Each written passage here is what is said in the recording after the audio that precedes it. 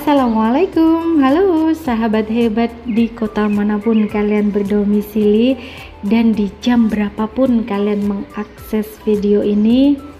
Apa kabar kalian semua? Semoga hari ini kalian dalam keadaan sehat, bahagia, dan penuh semangat. Saya mau kalian dengerin dan nonton video ini sambil tersenyum, senyum yang manis ya. Yuk duduk sejenak, kita bersantai, berileks, dan mengosongkan cangkir cawan gelas kita untuk dapat menerima asupan-asupan positif yang dapat menjadikan sedikit lagi satu langkah menjadi manusia yang berjiwa positif dan berperilaku positif. Jadikan setiap tempat adalah sekolah bagi kita, dan jadikan setiap orang yang singgah dalam hidup kita adalah guru yang akan mengajarkan kita hal-hal positif ya. Setiap waktu adalah proses pendewasaan. Kita sama-sama belajar terus bertumbuh menjadi manusia yang berkesadaran. Ya teman-teman, sebelum kita memulai ulasan ini, bahasan ini, mari kita sama-sama panjatkan doa untuk saya, untuk kamu, dan untuk kita semua. Bismillahirrahmanirrahim. Ya Allah, berikanlah kesehatan, kebahagiaan, dan keberkahan kepada semua yang menonton video ini. Mudahkan langkah-langkah mereka dalam kebaikan, kuatkan hati mereka dalam segala ujian, dan jadikan mereka pribadi yang selalu penuh kasih sayang tanpa pamrih. Amin. Nah, hari ini kita akan bahas sesuatu yang sangat berharga dalam hidup kita. Menolong dengan penuh kasih, bukan karena semata-mata iba atau kasihan ya. Kadang kita melihat seseorang yang kesulitan atau terpuruk, dan refleks pertama kita adalah merasa iba atau merasa kasihan ya. Itu naturalnya kita. Tapi apakah itu cukup? Atau justru kita perlu melangkah lebih jauh dengan ketulusan dan rasa hormat, begitukah? Yuk kita bahas bareng-bareng ya teman-teman. Menolong seseorang itu bukan sekedar memberi sesuatu karena rasa simpati, rasa kasihan, atau rasa iba. Bantuan yang penuh kasih datang dari dalam hati kita yang paling tulus ya, tanpa merasa lebih tinggi dari yang ditolong ya tentunya ya. Ada misalkan nih di dalam kehidupan sehari-hari kita melihat orang yang uzur, orang yang tua atau lansia sedang ketakutan atau kesulitan untuk menyeberang jalan ya. Banyak dari kita pernah melihat seseorang orang tua atau lansia itu yang kesulitan menyeberang jalan jika kita hanya merasa kasihan tapi tidak bertindak ya, tidak bertindak apa-apa. Nah, kalau kayak gitu apa gunanya ya? Tindakan kecil seperti merangkul mereka dengan penuh kelembutan, menggandeng mereka ya dengan penuh rasa hormat dan penuh kasih, memastikan bahwa mereka menyeberang jalan dengan aman tanpa membuat mereka merasa lemah ya, tanpa membuat mereka merasa terhina ya. Itu adalah bentuk kasih yang sejati. Kita melihatnya bukan dengan cara cuman iba, kasihan kakek itu atau nenek itu mau menyeberang tapi dia takut, tapi kita tidak ada action apapun untuk menolong mereka ya. Kita mesti melakukannya, menolong mereka dengan tindakan, action ya, tapi tidak sedikit pun dengan cara melemahkan atau membuat mereka lemah ya.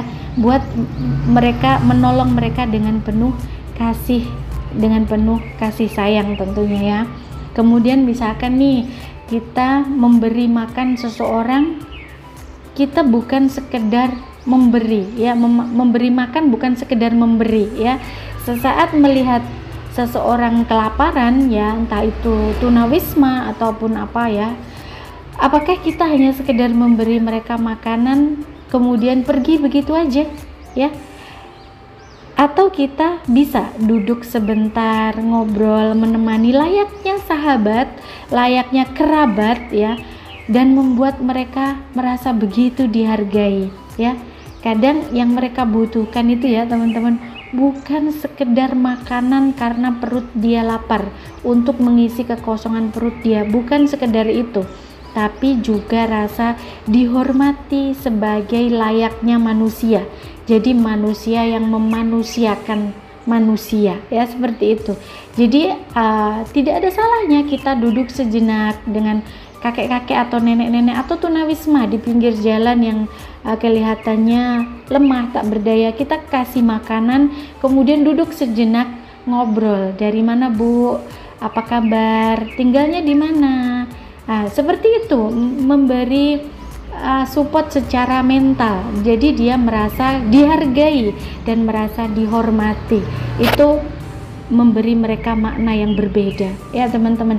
Coba sesekali lakukan itu, bukan sekedar memberi, nah Bu ini untuk Ibu makan, tidak sekedar itu aja, tapi menemani sesaat. Coba luangkan waktu dan ngobrol dengan mereka, pasti akan lebih baik maknanya ya, jauh lebih baik.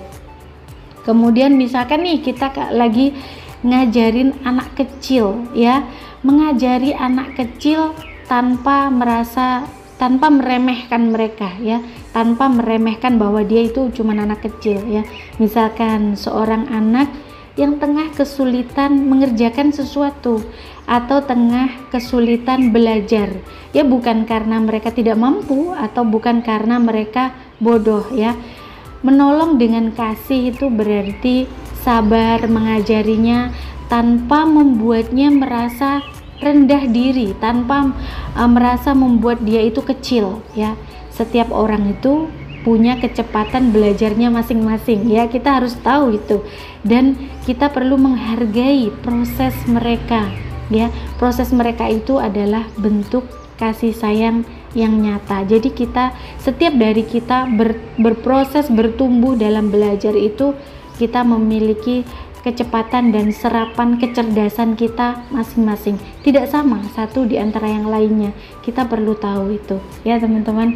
Kemudian misalkan nih menolong teman yang terjatuh atau terpuruk secara mental dan emosional ya.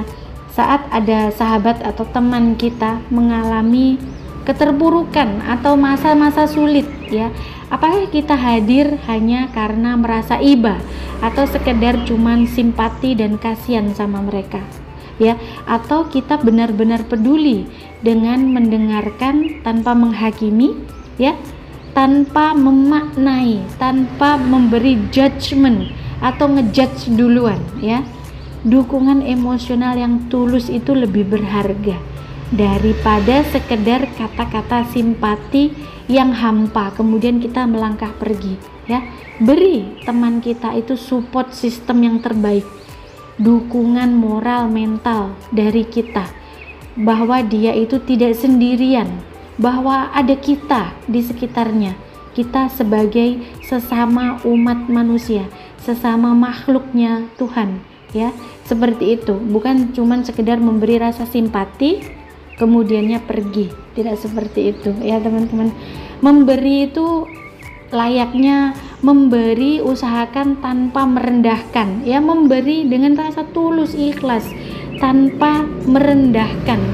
Terkadang kita melihat seseorang itu dalam kesulitan ekonomi dan merasa ingin membantu ya, tapi jika kita memberi dengan cara membuat mereka merasa malu atau merasa mereka tidak berkemampuan atau justru merasa mereka itu rendah ya, itu bukanlah pertolongan yang penuh dengan kasih ya teman-teman. Cara terbaik adalah memberi dengan hormat, memberi dengan penuh kasih tanpa membuat mereka merasa tidak berharga atau tidak berdaya ya. Kita memberi dengan penuh dengan kasih, dengan cinta ya. Menolong dengan kasih berarti menghormati, bukan cuman mengasihani atau mengiba ya. Jangan hanya memberi tanpa memberikan dengan hati.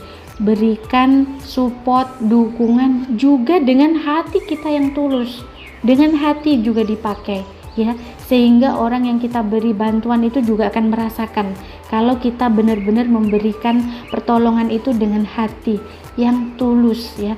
Setiap orang itu punya perjuangannya masing-masing. Setiap dari kita melalui perjalanan hidup ini berbeda-beda, perjuangan kita masing-masing tidak sama satu di antara lainnya.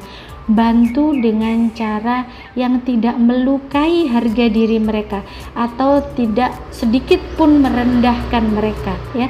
Tindakan kecil dengan ketulusan lebih bermakna daripada pemberian yang besar dengan niat yang salah ya. Kita semua perlu pertolongan. Siapa yang tidak butuh pertolongan di dunia ini ya?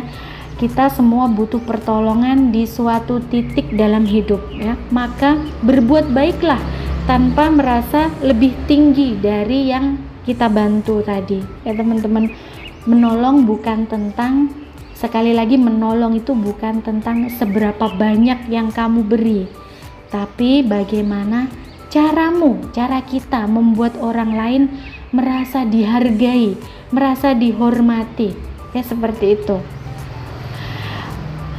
Teman-teman, jadi jadilah pribadi yang penuh welas asih tanpa mengharapkan pamrih sedikit pun ya, tanpa mengharapkan balasan, imbalan, kebalikannya apa gitu ya. Itulah salah satu kunci hidup yang bermakna, menjadi pribadi yang penuh welas asih tanpa mengharap imbalan. Kebaikan yang sejati adalah diberikan dengan hati yang tulus, tanpa menunggu balasan atau bahkan pengakuan ya.